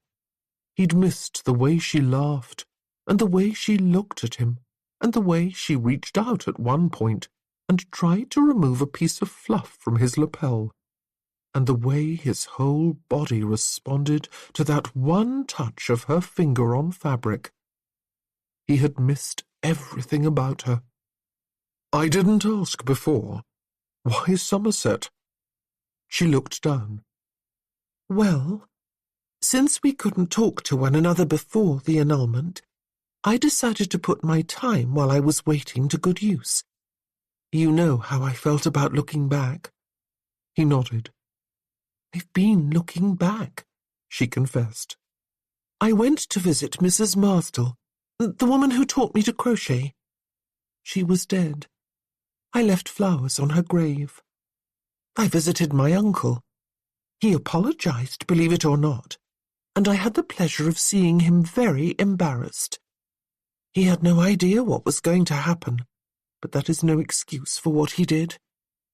I visited his cousin, who was terrible. I went up to see Kitty. She's settling quite well into her new position, and she's so happy to have her daughter with her that I cried for her. I thought it would help, perhaps, if I saw everyone who had once mattered to me." He knew he should ask if it had helped in truth. Still, some dark impulse made him ask this instead. "Did you visit James?" Somehow, the idea of her talking to the footman who had promised to love her and left her to the care of Rector Miles made him feel just a little angry. Her lip quirked up. "No," she said simply, "not him. He didn't deserve me. And when I thought back over that time, there was nothing I wanted to look back for. But I did go to see Larissa." Her eyes dropped. "I mentioned her to you once. We were particular friends, or at least I thought we were. I always did wonder what had happened to her after her parents separated us. She's, how shall I say this?" She glanced across the car at the other occupant. Camilla had mentioned that she had practiced kissing with Larissa. "We were both very young," Camilla said, "but she has apparently taken Mrs. Martin's path." "She's found a sweet young thing." "Someone a little older than her, actually. We hugged, and she said she was sorry I was sent off, but that without me, she might never have realized that—" "That, like Mrs. Martin, she had no use for men." "Are you shocked?" "Someday, I will tell you about my great-great-uncles. And, never mind, I'll let her tell you herself. Who are we here to meet, then?" She cast him a coquettish glance. "Can't you guess?" He really couldn't. "I'm going back and revisiting everywhere I ever stayed," Camilla said. "Everyone I wanted to love. Who do you think is left?" He racked his brain, trying to remember. He had absolutely no idea. She had arranged to have a hired cart waiting for them at the station. The day was beautiful, just a few fluffy white clouds under a bright sunny sky. He took the reins when she offered, and she pointed down the dry dirt road leading south. "That way, please." They drove out of town. There were no houses in the direction she had pointed them. Maybe there was a hamlet over the next rolling hill. Maybe their destination lay 10 miles distant.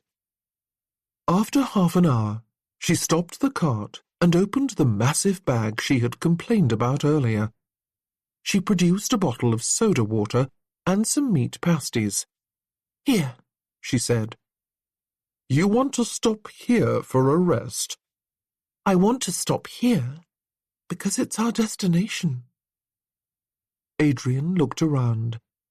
He looked up at the blue sun-kissed sky and around them at the landscape. There was a small copse of trees and the sound of a running brook. The grasses were green, and the last late flowers made a riot of colour. "Here?" he asked dubiously. "Who are we visiting here?" "Adrian," she said. "Isn't it obvious who I'm visiting here?" "No, not at all." She gathered up her bag and stepped down from the carriage. "Don't be silly. It's you." "Oh, oh. And we couldn't have visited in London?" "We could have," she said, "but this is prettier, and I have fewer sisters present." She winked at him.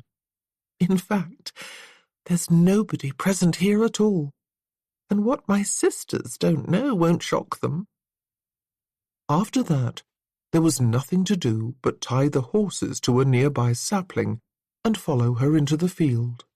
Little insects flew up underfoot as they walked. He reached out and took her hand, entwining it in his. "I never got to do this," he said. not at any point when we were together. We were always so intent on holding ourselves out as not married. She did not pull away. She just smiled. And how do you like it? I like it very well. I find myself never wanting to let go. Another shy look over her shoulder. Adrian, you know you don't have to.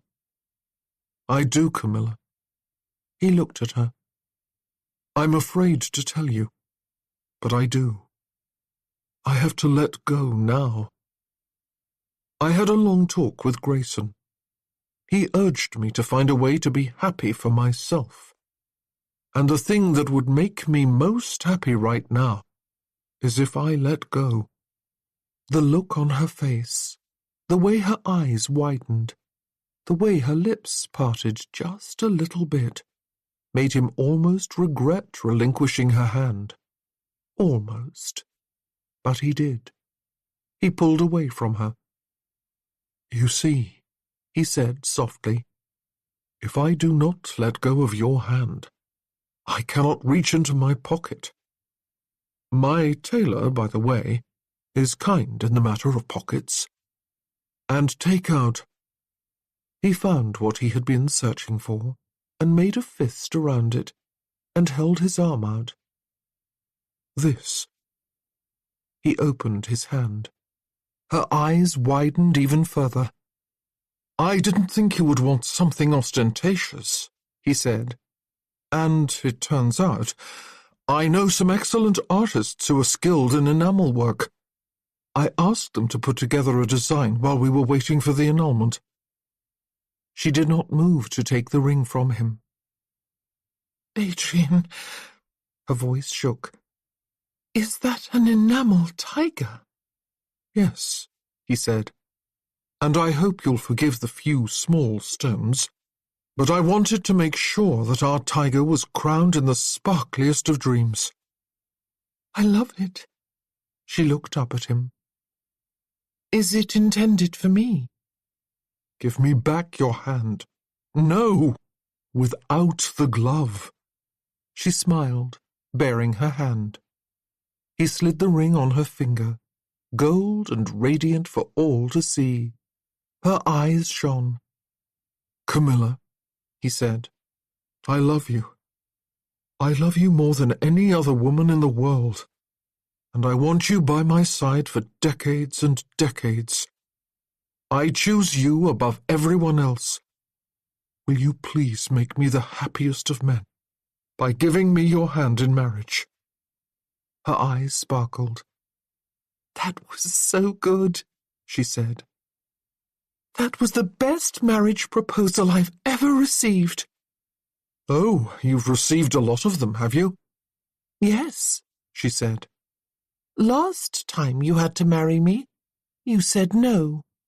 This was 1,000 times better. Adrian shook his head. Will you please answer me? Well, you said you wanted a long, slow falling in love. Getting a bit impatient, aren't you? He couldn't help himself. He laughed. Then he took a step toward her and wrapped her in his arms. Yes, she said. Yes, yes, yes. I love you. I love you. I want you and only you. I want you forever. And then he was kissing her, laughing and holding her, with the sun all around them. I'm sorry it has taken so long. Teresa stood beside Judith in the solicitor's office. They had been ushered into a side room and asked to wait. The room they were in was lined with books, books, books, and more books. Oddly, however, it smelled nothing like the General Register office had smelled. That had stunk of must and ink. This was a slightly more pleasant smell, old paper and tea. I didn't mean to make you wait several weeks to see the letters, such as they are, but between Camilla's hearings and everything else— Of course, Teresa said. You've been busy. And I've enjoyed going about the country with Camilla by train. We've been to ever so many places. I get to pretend that I'm a lady while I'm doing it. Teresa, you are a lady. Judith said this with a smile and a shake of her head. I do wish you'd believe it. Let them call you whatever they want, the Dowager Marchioness had told Teresa. Just keep the truth in your head, and you don't need to tell them they're wrong. I suppose, Teresa answered dubiously. For some reason, this just made Judith look all the more determined. Whatever it takes, T. I'll give you whatever you need until you can finally believe it. Some day, Teresa suspected she and her sister were going to have a giant row, larger than their usual regular-sized rows, about the whole lady thing. Not today. The door opened behind them, and an errand boy entered with a folder in hand. Here they are, my ladies. My ladies again. But it didn't matter what the errand boy called her, if he gave her what she wanted. The folder he handed over was exceptionally thin. Teresa eyed it askance. Anthony has been gone for almost a decade, and that's all his correspondence? Judith just rolled her eyes. Nobody will ever accuse our brother of being an avid letter-writer.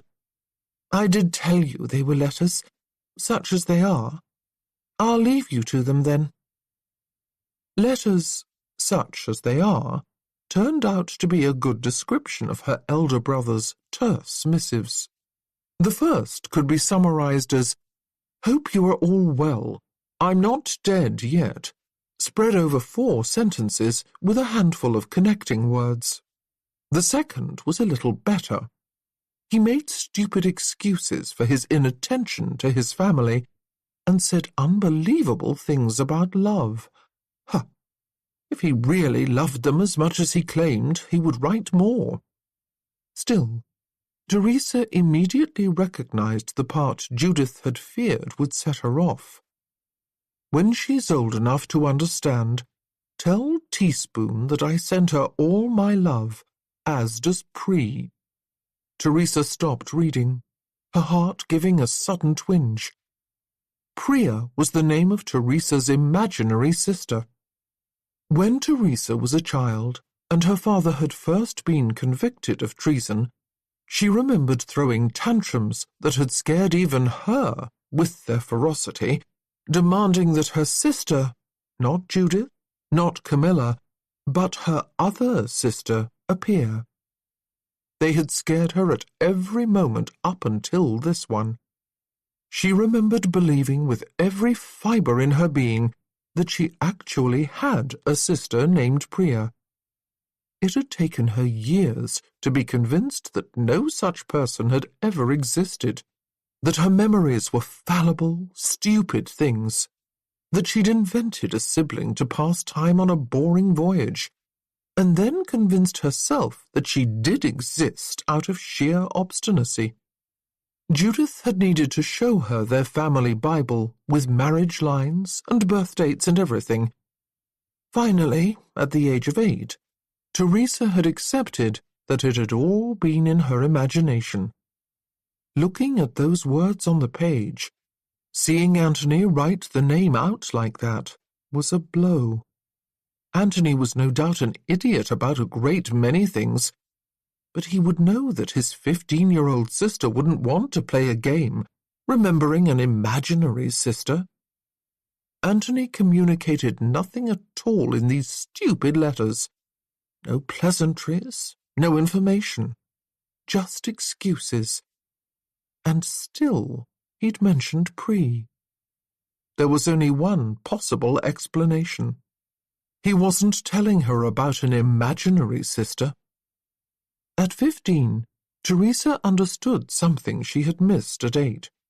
A family Bible, with marriage lines and birth dates, was not proof that her father had not sired another child.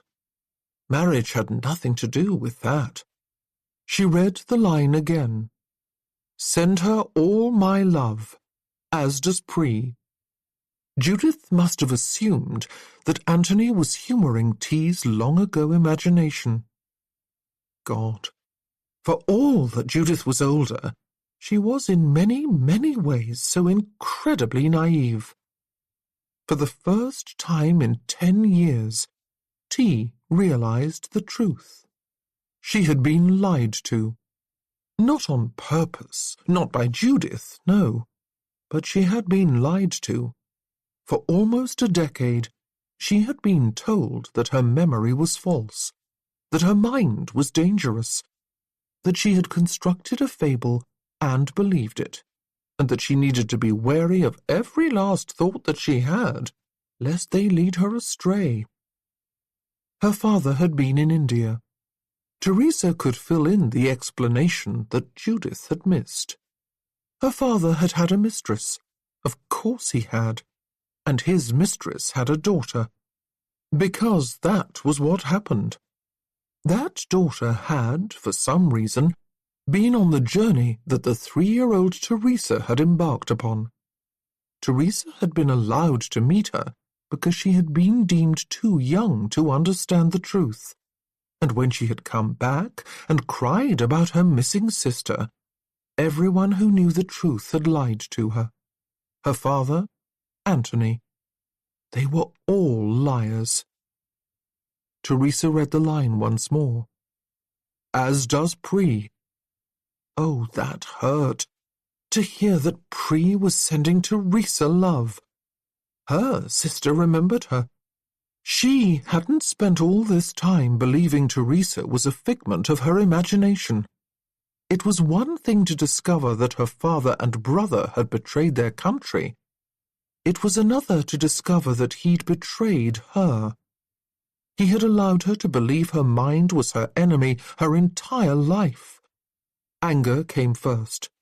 Anger at Anthony, then at Judith, then at herself, for those years when she'd believed that something was wrong with her.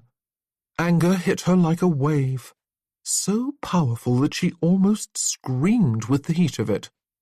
Disgust followed. She was disgusted with her father. She was disgusted with Anthony. She was disgusted with the entirety of England, a country that wanted her to be a lady, when being a lady meant closing her eyes to what was happening around her. Finally, there came one last emotion, a memory that she'd never quite been able to push away. That feeling that someone loved her, someone understood her. She had a sister who knew her and had loved her. She had a sister who knew what it was like to never grow up to be a lady. She had a sister who had been abandoned by the family in a more dramatic and painful way than Camilla. Teresa was the only one who would care that she existed. Judith was right. Teresa had grown up. She'd grown out of her tantrums. She'd gained nothing from the ugly rage that she'd indulged in as a child. Teresa had a sister who needed finding, and Teresa was good at finding sisters. Now, all she needed was a plan. 10 minutes later, Judith returned to the room. "What did you think?" Teresa smiled. She wasn't a lady, but she had learned to play one. Now, with possibilities boiling in her mind, pretense had become necessary. "He really is the worst correspondent," Teresa said dryly. They laughed together, and Judith didn't realize. Teresa could wait as long as necessary. All she had to do was hide the fact that she was done with England. She was utterly done. Adrian returned with Camilla to her sister's home just before dusk. Camilla conducted Adrian to a parlour, then disappeared for a moment as she sent for her entire family to join them. Adrian couldn't help but be nervous. Of all the ridiculous situations to find himself in. But Camilla came back, drifting to stand by him, and she introduced him to her family, one by one, as they entered. Lady Ashford was the last to enter the room.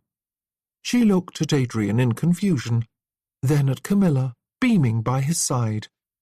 "What is going on?" she asked. "I have delightful news," Camilla said, all smiles. "Mr. Adrian Hunter asked me to marry him, and I said yes." Lady Ashford blinked. She looked at the two of them once more. Adrian reached out and took hold of Camilla's hand. "Oh, for the love of goslings," she said. "We spent weeks on the annulment." "Why?"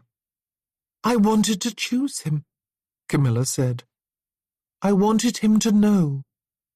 Normally, one does not annul a marriage to someone one intends to marry. I am a puddle of bafflement." "Oh, Judith," Camilla said on a sigh. "Have you met Teresa, Benedict, Anthony, yourself even? Since when does one of your siblings do things the normal way?" "Hooray!" said Lady Teresa Worth behind her. "I'm not the worst sister any longer." They were not married by special license. The banns were called. It took weeks upon endless weeks. Weeks of planning, weeks of signing marriage settlements with Judith and Christian grumbling over the details with Grayson before they were married. That also meant weeks in which Camilla met Adrian in her sister's home, weeks during which they stole kisses against walls. During those weeks, the china exhibit was held. Camilla stood to the side and watched the responses to her fiancé's newest china collection with gladness in her heart. There were vases ringed in roses, and wide bowls with gold-plated rims. In pride of place, there stood the plates that Adrian and his cohorts had made. She would never tire of those tigers. Neither, apparently, would England. They sold the entire initial run before the exhibition was over, and Camilla cheered when people clamoured for more. After those weeks of waiting were over, Camilla stood in the church, surrounded by those who loved her best. She had dreamed of marriage ever since she was 12 years of age, and had been shunted off to the first family who reluctantly took her in. Over the years, she had told herself that it didn't have to be marriage, and it turned out that it wasn't just marriage that she celebrated here. Not any longer. Camilla stepped into the aisle on the day of her wedding and looked around her. Her brother and sisters were here. Larissa and her companion had come down to London via train, on Camilla's invitation, and the correspondence they had exchanged in the weeks before had revitalized their friendship. Next to her sat Kitty, with her daughter on her knees, smiling at Camilla with her heart in her eyes. There were Adrian's relations, his parents, whom she had just met this last week, and a mountain of cousins and friends who she was gradually getting to know. Practically everyone from Harville had turned out for the occasion, and they all watched the ceremony in delight. One person was all Camilla had ever wanted. One person, just one, who promised not to leave her. She had told herself she didn't need love. She would have settled for tolerance and a promise that she would have a place to stay. And yet the one thing she had never done was stop hoping. Hoping that one day she would have what she wanted. Camilla made her way down the aisle on the arm of the brother-in-law who had taken over the role as roughly protective guardian. Adrian waited for her, and they could neither of them stop smiling. They had wanted a morning wedding this time. The sunlight danced among the pews, lighting his face with a joy that she could scarcely believe she had inspired. She listened with tears stinging her eyes as the ceremony proceeded. "Adrian Hunter," the vicar was saying, "do you take Camilla Worth to be your wife? Will you love her, comfort her, honor and protect her, and forsaking all others, be faithful to her as long as you both shall live?" She hadn't thought she needed anything except one person, and here she was with an entire horde of friends. She didn't need the gown of lace and pearls that her sister had demanded she commission. She didn't need the trousseau that had been sent ahead for their honeymoon trip. There was only one thing she needed. "Yes," said Adrian, looking into her eyes. "Yes, I do." He'd chosen her, and she'd chosen him. Camilla smiled up into Adrian's eyes, holding his hands so tightly that she thought she might never let go. "I do," she said, when it was her turn. And then the wedding was over, for a second time, and Adrian kissed her in full view of the world.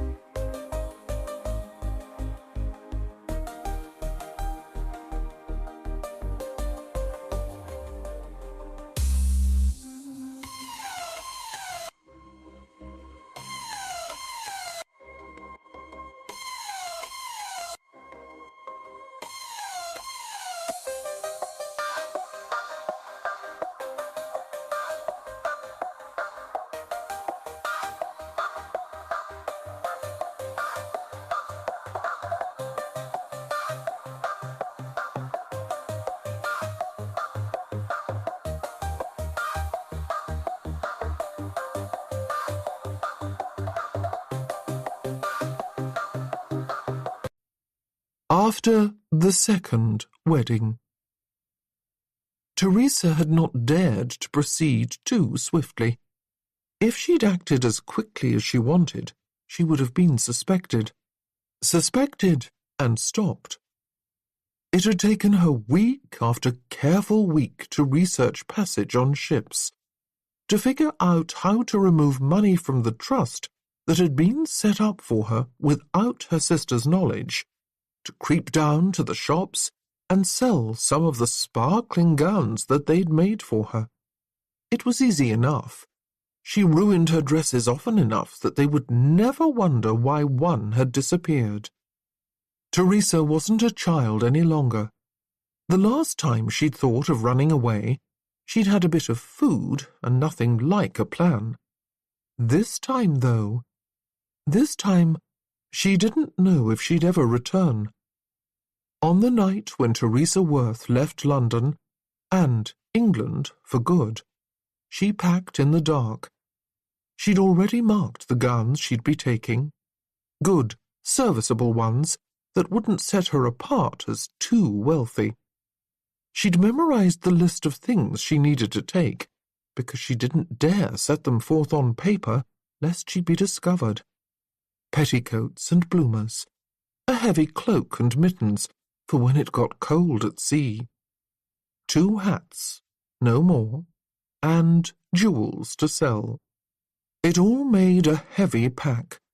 It would join the more prosaic trunk of remedies and provisions that she'd arranged to be delivered to the Edelweiss a few days earlier. She removed the last horrifically embroidered cushion attempt from her wardrobe. The Trent Raven / horrible farming tragedy looked up at her. She could stay here and try to be that misshapen bird, or she could go. She took the note she had written the day before, the one she'd been carrying in her pocket all day, and set it next to the cushion on the bed. She'd not wanted to give too many clues. They'd find her if they could. If they found her, they would try to convince her to come back. She had the words of her note memorized by heart. My dear Judith, Camilla, Benedict, Christian and Adrian, my love for you is like a field going to rot. It will grow without bounds. You cannot burn it out, I promise you, no matter how much you may want to afterward. But I love my family, all my family, and I cannot stay here any longer. Your loving sister Teresa. She'd sobbed as she wrote it. Her breath choked in her chest as she set it on her desk. She set another note next to it, her vision clouding in acute misery. My dear Dowager Marchioness of Ashford, I don't remember my grandmothers, any of them. I don't remember my mother. I will remember you, your lessons and your love all my life. I hope you can find it in your heart to forgive me for leaving like this. Your adoring Teresa. There was no point dilly-dallying. The ship wouldn't wait for her.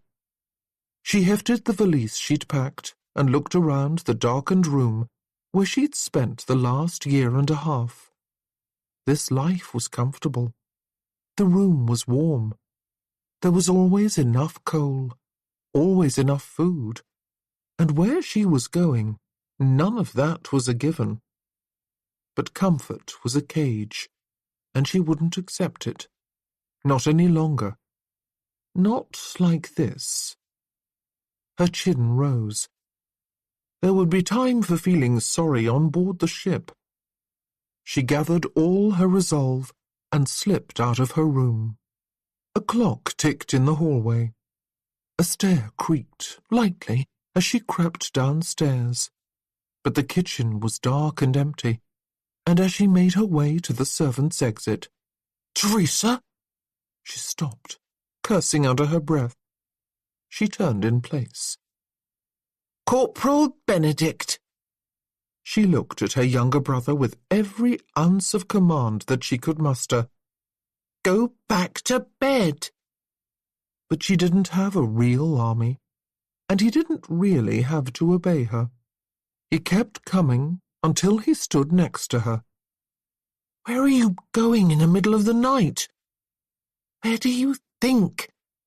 She straightened and glared her younger brother in the eyes. I'm going to give you what you wanted. What I wanted? What do I want? Why are you carrying a valise? Will you please whisper? You'll wake the household otherwise. I'm giving you what you want, Benedict. You don't want to be a lawyer. You heard Captain Hunter talking. He takes on those who wish to learn what he does for a fee. Christian will gladly pay it. No sitting in a stuffy office looking at stupid papers for you any longer. Benedict shook his head. They'd never let me. And what has that to do with your valise? His eyes narrowed. Why are you sneaking about in the middle of the night? And why are you trying to distract me in the name of Captain Hunter? She reached out and touched her brother's cheek. Don't you see? You've shown you're good at finding sisters and reading clues. You're good at listening. I'm giving you an excuse. You'll need to go looking for one again. And this time, you won't have to stay in England to do it. His jaw wobbled. He must have understood what she was saying. When he spoke next, in a whisper, as she'd told him, it sounded almost like a wail. But all my sisters are here. Teresa's heart constricted. No. Her voice was rough. No, they aren't. Not even now. And no, they won't be. I'm leaving. I have to. He exhaled slowly. He didn't ask questions. He knew what she was like when she was serious, and she was serious now. Judith had never seen it, but for all their differences, Benedict and Teresa had always been much alike. Neither of them belonged in this comfortable place. They both knew it. "Are you going to stop me?" Teresa asked. "I've never been able to stop you from doing anything." Now his voice shook, but he kept it at just that. She squeezed his arm. "You know what we have always been." "We're an army of two." Teresa nodded. She refused to cry. Generals didn't cry. "That's right. We're an army of two, even if we're separate." He didn't ask where she was going or what she planned to do. He understood that if he knew those things, he'd tell Judith. "When will I see you again?" "I don't know." "Well, sir?" His voice shook. "Bon voyage." She took a step toward him. "None of that, sir, business. You make your own orders now." He nodded. "When you see me next, I'll make you proud." They embraced. His arms came around her impossibly hard, and Teresa imagined that he squeezed those 2 tears out of her. They didn't come out on their own. That would be ridiculous of her.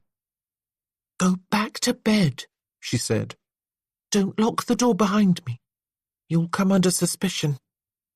So saying, she slipped out into the dark. The street was utterly quiet. A chilly little autumn breeze swirled over her, and she slipped on her gloves and began to walk, swinging her valise. It was heavy. She hadn't realized how heavy it was until she'd gone one street, then the next. It felt as if her clothing had turned to bricks and her fingers to ice.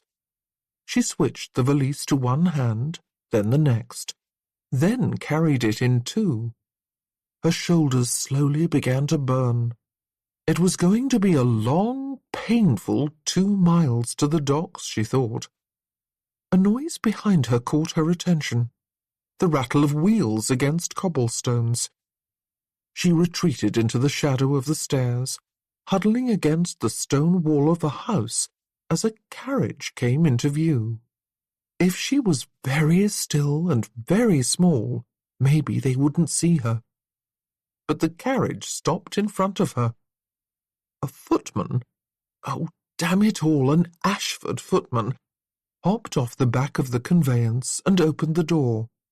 Teresa had planned for this eventuality too. She'd get in the carriage, pretend to go willingly. She'd have to scramble and abandon her valise, of course. Damn, that valise was heavy. She'd be delighted to leave it. But it wasn't Judith who stepped out. It was the Dowager Marchioness. She approached Teresa slowly, as if she were a skittish animal. "Teresa, dear," she said, as if they were meeting in the yellow parlour. "Why are you walking to the docks?" Teresa sighed. "Damn Benedict and his eternally running mouth." The Dowager sighed. "Don't talk about your brother that way. He didn't tell me a thing. It's simply that I'm not an idiot. I did tell you months ago that I knew your habits. Do you think I wouldn't notice what was happening underneath my very nose?" Teresa felt her chin set. "I'm not going back." "I know. I told you I knew your habits. If you're going to be you, do it well.